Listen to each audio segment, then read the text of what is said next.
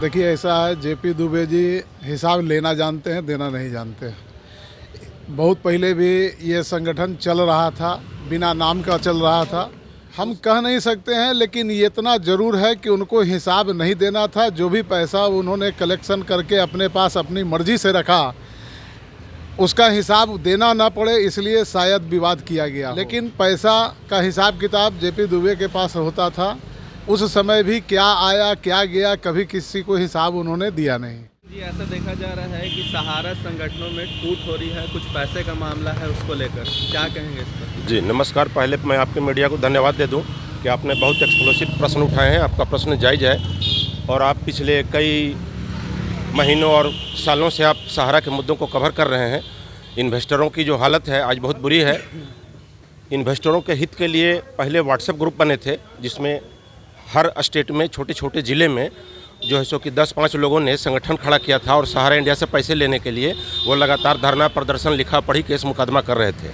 ये छोटा छोटा ग्रुप होते होते पिछले कुछ सालों में एक बहुत बड़ा संगठन बन गया, जिसका नाम ऑल इंडिया जन आंदोलन पड़ा। इसमें पूरे भारत के कई राज्यों के लोग, कई जिला के लोग मिलकर एक बैनर तले इकट्ठा हुए और उन्होंने धरना प्रदर्शन की एक श्रृंखला कायम की। पिछले 6 महीना में कई जगह हुआ, लखनऊ में हुआ, पटना में हुआ, कलकत्ता में हुआ, उड़ीसा में हुआ, झारखंड में हुआ, दुर्गापुर में हुआ, ऐसे कई आंदोलन हुए, रांची में हुआ। लेकिन एक आंदोलन सबसे जोरदार हुआ जंतर मंतर पे। 5-6-7 को भारत सरकार ने तिरंगा महोत्सव मनाया था, तो हम लोगों ने भी ये निर्णय लिया कि इसी तिरंगे के शान में हम भी वहाँ पहुँचेंगे, तिरंगा महोत्सव में हम भी शामिल होंगे और इस तिरंगे बैनर के नीचे हम पूछेंगे सरकार से कि आज़ादी किस चीज़ की मिली थी, क्या घोटाला करने के लिए मिला था? नहीं।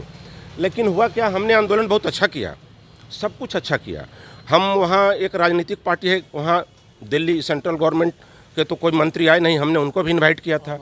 हमने आम आदमी पार्टी को भी इनवाइट किया था, लेकिन उसके जो संजय जी जो थे प्रभारी, वो आए और उन्होंने मंच को साझा किया, काफ़ी बातें उन्होंने की। हम लोगों ने भी जितना हमारे पास 2-3 बोड़ा में जो पेपर जो आए थे इन्वेस्टरों के मैच्योरिटी डिमांड के, हमने उनको बंडल दिया और उन्होंने प्रॉमिस किया कि वो आगामी या वर्तमान अभी भी कभी भी विधानसभा, लोकसभा, राज्यसभा में उनकी पार्टी इस चीज़ को उठाएगी। उसके बाद 7 तारीख को कुछ पुलिस से नोकझोंक हो गई। हम लोग वहाँ से निकल करके रामलीला मैदान जाना चाहते थे, पुलिस वालों ने हमको रोका, हमारे कुछ नेता को गिरफ्तार किया गया। ये संयोग था कि हम भी पार्टी के प्रवक्ता थे, हम थोड़ा आने में हमको लेट हुई तो हम बचे। फिर हम पहुंचा, बाकी कार्रवाइयाँ की, हम अपने नेताओं को रिहा करवाए, पुलिस को समझाए, तो पुलिस ने हमको अपनी गाड़ी में बैठा करके वो 7 तारीख को ही दोपहर में राष्ट्रपति भवन ले जाने का काम किया दिल्ली पुलिस ने। क्योंकि 5-6-7 3 दिन लगातार जो दिल्ली की क्राइम विभाग थी, सीआईडी विभाग थी और आईबी विभाग यानी कि इंटेलिजेंसी ब्यूरो, ये हम लोगों पे बहुत कड़ी गतिविधि रख रही थी और हम लोगों की चीज़ों को रिकॉर्डिंग कर रही थी, कुछ वर्दी में कुछ सिविल में। सारा काम संपन्न हो गया। लेकिन क्या हुआ, पार्टी में खींचतान और दरार का सबसे बड़ा कारण है कि कुछ लोग पार्टी के कार्यशैली से नाराज़ थे, कुछ मुद्दों पे आंतरिक मतभेद थे। कुछ लोग चाहते थे, जो नए नए जुड़े थे वो चाह रहे थे कि हम आपको बैकअप तो पिछले कई सालों से दे रहे हैं, लेकिन वो जैसे आप मीडिया हैं, मीडिया के सामने वो आ नहीं रहे थे सामने में, लेकिन वो अंदर से मदद कर रहे थे। तो कुछ लोगों की कई तरह की चीज़ें थी, उस पर कुछ आंतरिक मतभेद हुए और असली मतभेद हुआ खर्चा का, पार्टी का, कि जो 1-1 रुपया जो जमा हुआ वो क्या हुआ, कैसे हुआ खर्च में और कैसे परमिशन मिली, इन चीज़ों पे आंतरिक कलह हो गया। और ये कलह में कुछ लोग हमारे पार्टी के जो हैं, आपस के जो ग्रुप के जो लीडर लोग हैं, उसमें संघर्ष कर लिए और संघर्ष करके आज वो हमारे साथ नहीं हैं, उसमें अलग हो गए और अलग होकर के एक नई पार्टी का उन्होंने गठन किया। और हमारी उनसे बात भी हुई, ये पिछले 21 तारीख को जो इसी महीना में है, हम लोग मीटिंग भी किया पीसी कॉलोनी में और हमने उनको काफ़ी मनाने की कोशिश की, मगर हम कामयाब नहीं रहे। मगर एक चीज़ पे मनाने में हम कामयाब हुए। हमने उनको कहा कि हम तमाम लोग, जो ये आंदोलन बिहार से ही शुरू हुआ था, जो ऑल इंडिया लेवल पे बना और संगठन भी बन गया, हमने सबको एक बैनर तले किया। हमने कहा कि क्या आप मुद्दा भूल गए कि हमारा लड़ाई सुब्रत राय सहारा जैसी बहुत बड़ी ठग कंपनी से है। अगर मैं इस ठगी का अगर काउंटिंग करूं तो ये कई हज़ार करोड़ रुपया में होगा। सहारा, आप जहां पटना में हैं, यहाँ हर 2 किलोमीटर पर एक फ्रेंचाइजी ब्रांच है। दिसंबर महीना में वो 1 करोड़ से ज़्यादा बिजनेस करती थी। आप इसी से अंदाज कर लीजिए कि 2014 से कितना 1000 करोड़ का घोटाला हुआ होगा। सवाल ये बनता है अनिल जी कि लोगों ने, जैसे सहारा एक परिवार बना था, उस पर भरोसा करके अपने पैसे दिए थे। अब जो सहारा का संगठन चल रहा है जी। उसमें भी आप लोग को घर के बड़े सदस्य की तरह लोग जो है मान रहे हैं, और जो भी लीडर हैं जो इसको लीड कर रहे हैं, जी संगठन को जो लीड कर रहे हैं, उन भरोसा करके हर जी। घर से 50 रुपया, हर आदमी 50 रुपया दे रहा है, जी ताकि सहारा का जो है वो मुद्दा हमेशा उठता रहे। जी। बट सवाल ये भी बनता है कि जब लोगों ने सुब्रतो राय पे भरोसा करके इतना ज़्यादा पैसा दिया, और जब संगठनों पे भरोसा करके 50 रुपया दे रहे हैं, जी। तो लोगों का भी हक होता है ये जानने का कि उनका 50 रुपया कहाँ इन्वेस्ट हुआ। बिल्कुल वाजिब सवाल है। इसको लेकर विवाद चल रहा है अभयदेव शुक्ला में और जेपी दुबे में। जी। अभयदेव शुक्ला आते हैं आपको लाइव आकर, और वो सारा जो है जी। ब्यौरा देते हैं जी। कि कहाँ जो है पैसा खर्च हुआ, मगर जेपी दुबे इस जी। चीज़ से दूर भाग रहे हैं, क्यों? जी आपका वाजिब सवाल है। देखिए, बहुत पहले, आज से 40-45 साल पहले, एक सुब्रत राय एक नाम के एक व्यक्ति थे जो अररिया जिले के थे। उन्होंने सहारा इंडिया कंपनी की स्थापना की। भारत सरकार में हमारे जो सर्कुलर है कंपनी एक्ट, सोसाइटी एक्ट में, और जो वित्त मंत्रालय है, ये सारे चीज़ों के संगठन में उन्होंने खाक छानी और दौड़ धूप करके उसने एक कंपनी की स्थापना की। उसका नाम रखा सहारा इंडिया परिवार। सुब्रत राय उसके संस्थापक भी थे, कार्यकर्ता, संचालक सब तब भी थे और आज भी हैं। सुब्रत राय जीवित भी हैं। मगर प्रॉब्लम क्या हो गई, संगठन सहारा इंडिया के बैनर तले सैकड़ों हजारों, पूरे भारत में लाखों कंपनियां खुल गई, सब जगह ब्रांच खुल गए। आप सामने में देखेंगे हमारे कुछ गरीब भाई हैं, कुछ अमीर भाई भी हैं, बड़े छोटे सबके दुकान, इसलिए मैं कह रहा हूँ गरीब भाई अमीर भाई। एक चाय के दुकानदार से लेकर के एक बीड़ी खैनी गुटखा बेचने वाले, एक ठेला पे पानी पूड़ी बेचने वाले, मात्र 1500 रुपये की कुछ किलो सब्जियां लेकर के दिन भर वो कड़ी धूप में मेहनत करते हैं। उन्होंने पैसे जमा किए।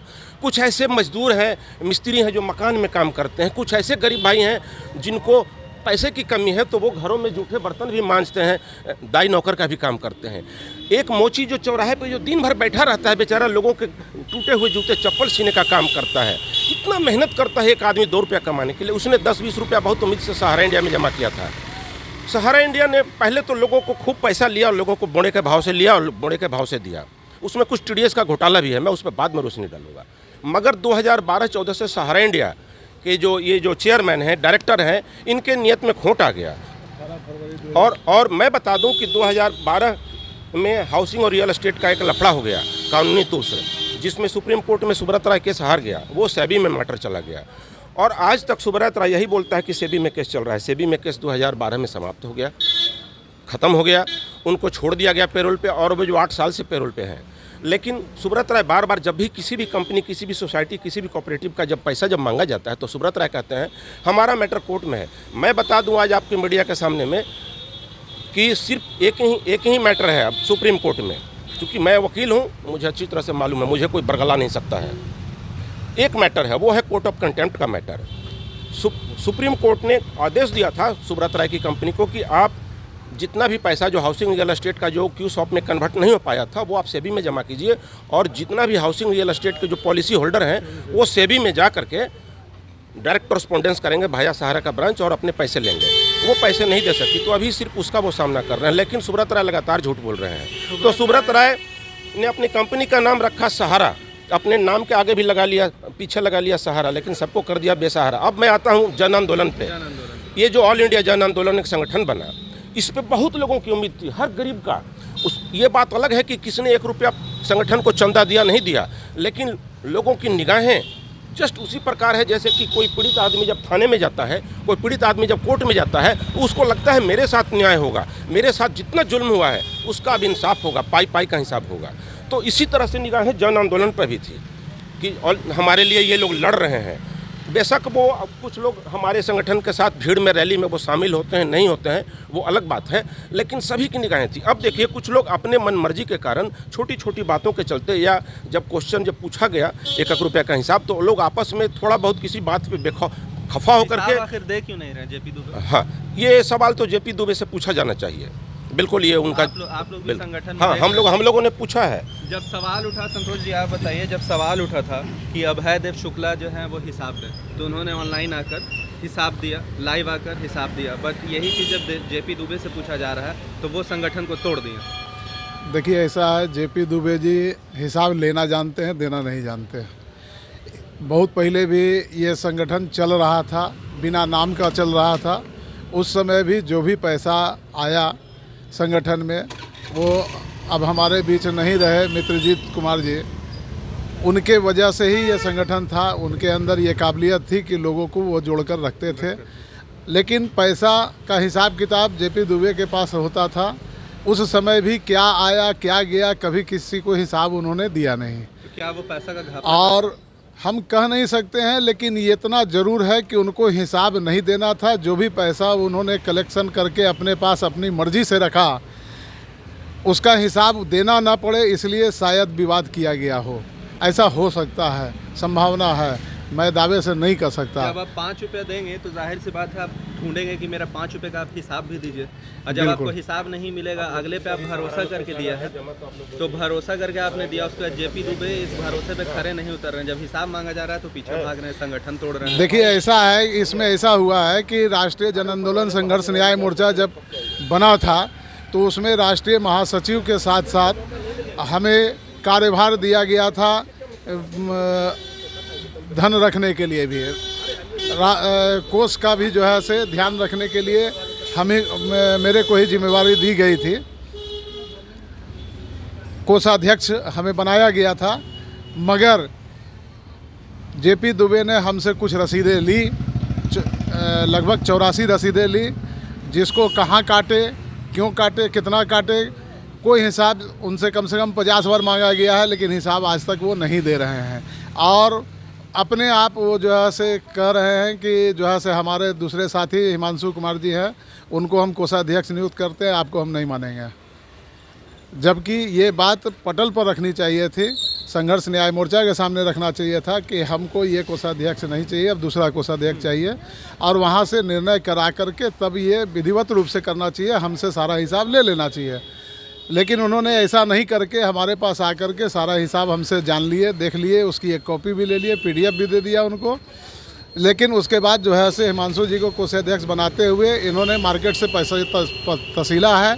जहाँ तक सुनने में आया है कि नकली रसीदें भी छपवा करके इन्होंने काटा है जेपी दुबे ने, और उसका हिसाब देना ना पड़े, अभय जी कल मांग नहीं दे या कोई और मांग नहीं दे, इसलिए इन्होंने प्रपंच रचा और जेपी दुबे के साथ खिलाफ में जो है से ये खड़ा हो गया। जेपी दुबे का जो पैसा सहारा में फंसा हुआ है वो लोगों के पैसे। देखिए जेपी दुबे का पैसा सहारा इंडिया में वास्तविक रूप से है नहीं, 2-4 खाते हैं, कुछ खाते हैं, और उन्होंने जानबूझ करके इसको बचा के रखा है ताकि इसी के बहाने हम लड़ सके।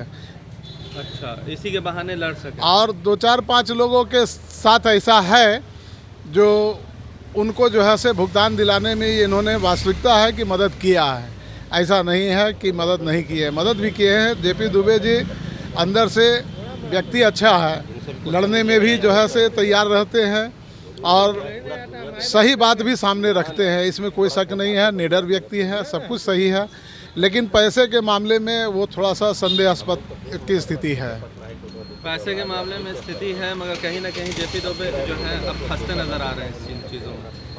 नहीं, उनको कोई फर्क नहीं पड़ता है, फर्क नहीं पड़ता। हाँ, उनको कोई फर्क नहीं। लोगों का भरोसा तो तोड़ रहे हैं, भरोसा तोड़ रहे हैं। और दूसरी बात है कि जो इनकी नीति है, उस नीति में इनके साथ कोई भी जुड़ा हुआ व्यक्ति 2-4-5 लोगों को छोड़ करके बाकी लोग इनके साथ लंबे समय तक कभी रह नहीं पाएंगे। अभय देव शुक्ला पे उंगली उठाई, उन्होंने हिसाब दिया, और वही गलत तरीके से उठाया गया था। मैं भी था उसमें, व्हाट्सएप ग्रुप पर मैं भी देख रहा था, गलत तरीके से उठाया गया था। कोई भी व्यक्ति 5, 6, 7, 3 दिन जो है से वहाँ धरना प्रदर्शन में था, उसके बाद 12 तारीख तक अगला आदमी वहाँ हिसाब किताब करते हुए सेंट्रल रजिस्ट्रार के पास सारे कंप्लेन वगैरह दे करके, और 12 तारीख को वहाँ से वो वापस लौटते हैं।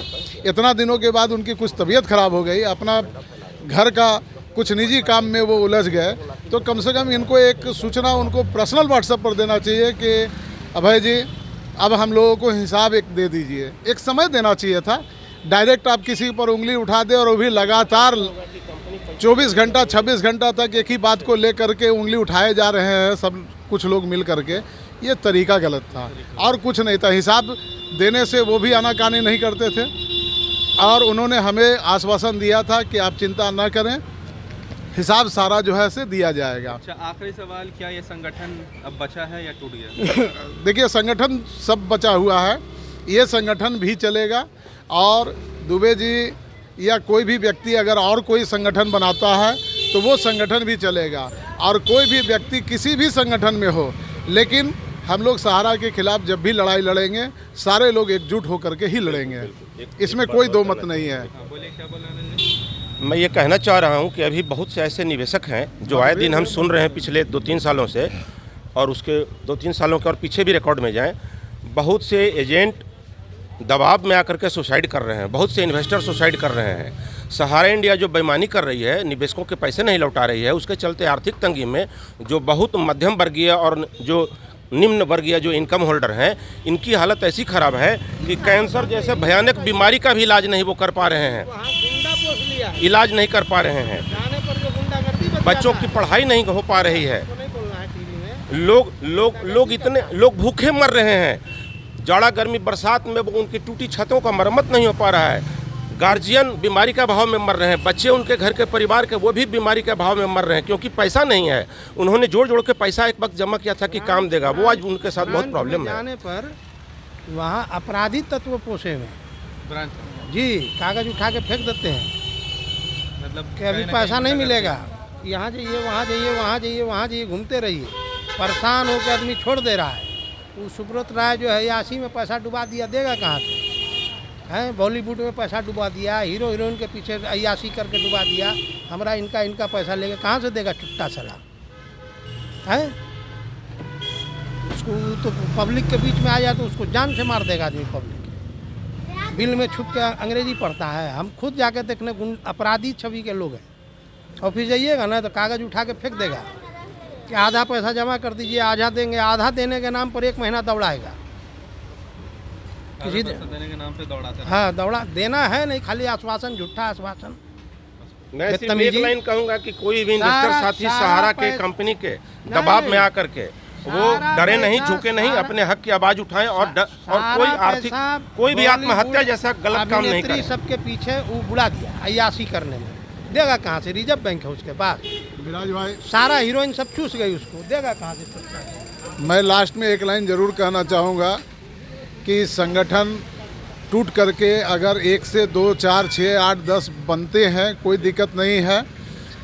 मतभेद ज़रूर है मगर मनभेद नहीं है, ये एकदम सारे लोग निश्चिंत रूप से मान लें। मतभेद है, मनभेद नहीं है। हम लोग जब भी कोई भी कार्य करेंगे, योजना बनाएंगे तो सारे लोगों को जानकारी में होगी और सारे लोग एकजुट होकर के ही आगे का योजना बनाएंगे। बिल्कुल, ये बात सभी लोगों से हो चुकी है। लोगों ने कहा है कि हम लोगों का मतभेद था, कुछ मुद्दों पे अलग हो गए, लेकिन सभी का एक ही कहना है कि हम सहारा के विरुद्ध लड़ते रहे थे, कल भी और आज भी लड़ेंगे और मिल के भी लड़ेंगे एक दूसरे से। धन्यवाद।